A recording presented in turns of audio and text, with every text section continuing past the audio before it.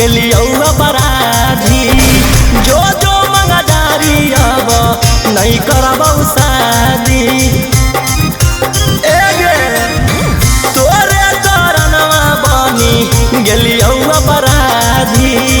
जो जो मंगदारी अब नहीं करबौ शादी रंगदारी से बनलौ मोर पहचान के सवाल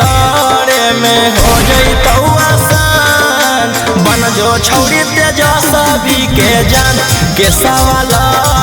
में हो जैतौ आसान बन जो आरजेडिया के जान।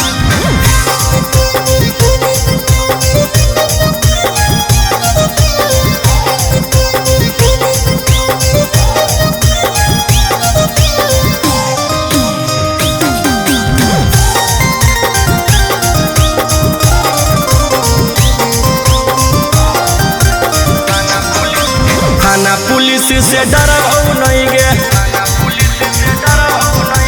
तोरा चक्कर में मरबौ नहीं गे थाना पुलिस से डरबौ नहीं गे तोरा चक्कर में मरबौ नहीं गे हिया मगहिया भोजपुरी के अनुमान के सवाल में हो जैतौ आसान बन जो छौरी तेजस्वी यादव के जान के सवाल में हो जैतौ आसान बन जो छौरी खेसारी लाल के जान।